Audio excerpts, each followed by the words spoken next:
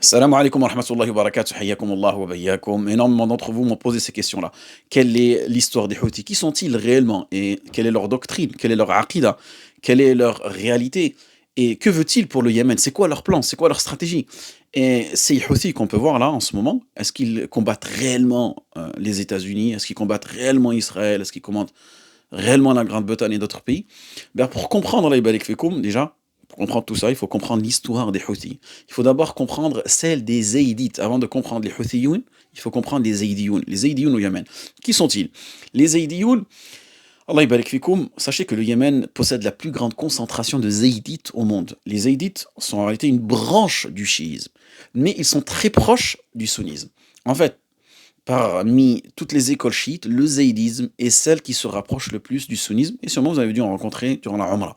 Ce courant est attribué à qui en réalité? À Zayd ibn Ali, le petit-fils de Hussein, qu'Allah les agrée tous. Les différences entre les zaïdites et les sunnites sont très minimes. Parmi ces différences, on associe. Les zaïdites considèrent qu'un imam doit obligatoirement être un descendant de Zayd ibn Ali. C'est un désaccord avec les sunnites sur ce point, donc avec nous. Ils estiment aussi qu'Ali ibn Abi Talib radiyallahu anhu, est supérieur aux trois premiers califes bien guidés, Abu Bakr, Omar et Uthman radiyallahu anhu jami'an, mais ils les respectent et les agrée. Contrairement aux 12 imamites, Athna Asharia, les chiites iraniens, irakiens et certains libanais, qui eux insultent les compagnons du prophète sallallahu alayhi wa sallam. En revanche, eux, les zaïdites, ne le font pas. Ils ne croient pas aux doctrines chiites extrêmes, comme le changement dans la volonté divine, le bada', le raja', c'est-à-dire le retour des imams avant la fin des temps, et la taqiyya, cette dissimulation de la foi, ou l'infaillibilité des imams, pas pardon, al-isma. Et parmi les Zaïdites, il existe une sous-branche plus radicale. Écoutez, ce sont les Jaroudites. Naam. Les Jaroudites, qui eux, ils se rapprochent davantage des chiites du duodécimain, Ithna Asharia, mais cette tendance, elle est, walillahi alhamd, minoritaire. Les Zaïdites constituent environ 35 à 40% de la population yéménite, et ils sont principalement concentrés dans le nord du Yémen, notamment dans les régions de Saada, qui est leur bastion historique. Très bien, maintenant, l'origine des Houthis, quand est-ce qu'ils sont arrivés? En 1986. Les Zaïdites ont créé une organisation appelée Union de la jeunesse croyante, fondée par Badr al-Din al-Houthi. Et la famille al-Houthi est une grande famille de Saada et des environs appartenant au courant zaïdite. Et historiquement, les Zaïdites ont gouverné le Yémen pendant plusieurs siècles, naam, ça il faut le savoir.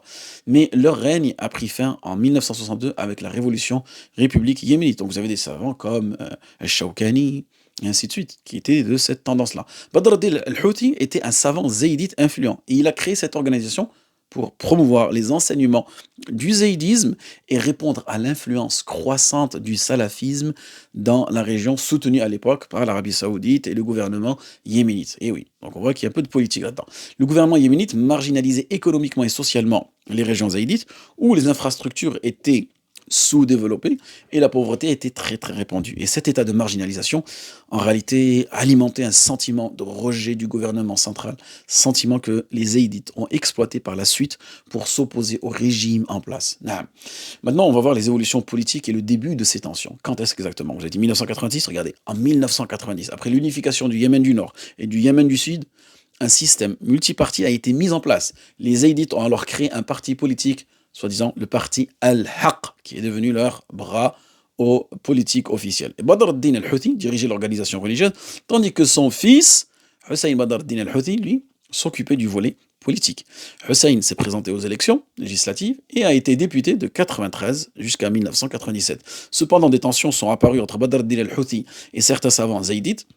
En effet, ces derniers ont émis une fatwa affirmant que, dans le contexte actuel, l'imam, le chef de l'État, n'a pas besoin d'être un descendant de Zayd ibn Ali, car le monde a changé et qu'il existait désormais des élections démocratiques. Donc vous voyez un peu comment on joue avec les termes.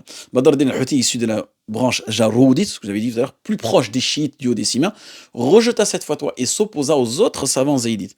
Et le gouvernement yéménite comprit alors que les Houthis prônaient un système où seuls les descendants de Zayd ibn Ali pouvait gouverner, ce qui représentait tout simplement une menace pour le gouvernement. Donc Badr al-Din al-Houthi s'exila alors où? En Arabie Saoudite? Non, en Iran, où il fut accueilli et soutenu par le régime iranien. Après plusieurs années, certains savants zaïdites intervinrent pour permettre son retour au Yémen. Pendant ce temps, son fils, Hussein Badr al-Din al-Houthi, devint la figure principale du mouvement. Il exploita les attentats du 11 septembre et la guerre contre l'Irak en 2003 pour mobiliser ses partisans, hein, contre les États-Unis et leurs alliés. Et en 2002, il quitte le parti Al-Haq, qui était Batil, hein, et créa son propre groupe Ansarullah, qui est aujourd'hui connu sous le nom des Houthis. Naam. Donc, les guerres avec le gouvernement yéménite, une phase qui est très importante à connaître. En 2004, Hussein al-Houthi lance une insurrection, d'accord, armée contre le gouvernement yéménite sous prétexte de s'opposer à l'invasion américaine de l'Irak. Et cette rébellion inquiéta le gouvernement qui riposta militairement et tua Hussein al-Houthi. Et son père Badr al-Din al-Houthi reprit alors la direction du mouvement, mais il était âgé. Et il délégua alors la direction militaire à son autre fils, Abd al-Malik al-Houthi, qui dirige aujourd'hui, hein, les Houthis jusqu'à maintenant. Donc entre 2004 et 2010, plusieurs guerres éclatèrent entre les Houthis et le gouvernement yéménite, avec des médiations infructueuses du Qatar. Et les frères qui ont vécu à Damas, ils peuvent vous en parler. En 2011, lors du printemps arabe, la révolution yéménite renversa le président Ali Abdullah Saleh, qui fut remplacé par Abdel Mansour Hadi en 2012. Et ces anciens militaires, et Saleh rejoignent alors les Houthis, ce qui renforça leur armée. Naam, vous vous rendez compte? Donc, vous avez vu le taqallubat, certains anciens militaires de Saleh rejoignent alors les Houthis, ce qui renforcera leur armée. Regardez la trahison. Et en 2014, les Houthis prirent Sanaa, la capitale du Yémen, et chassèrent Hadi du pouvoir. En 2015, l'Arabie Saoudite lance cette fameuse opération, tempête décisive, une intervention militaire contre les Houthis. En 2007, les Houthis tuèrent Ali Abdullah Saleh, leur ancien allié. Donc voilà, la guerre, hein, il n'y a pas de al-harb ou khud'a. Et en 2023, ils profitèrent de la guerre à Gaza, donc voilà, pour gagner en popularité en lançant des attaques contre des cibles israéliennes et des navires en mer Rouge, mais sans impact militaire réel. Donc aujourd'hui, qu'est-ce qu'on peut constater? C'est que le Yémen est divisé. Naam. Les Houthis qui contrôlent le nord et l'ouest du pays, le gouvernement yéménite soutenu par l'Arabie Saoudite qui contrôle Sharq, l'est, le sud dirigé par le Conseil de transition du Sud. Que va-t-il se passer? Allahu a'lam.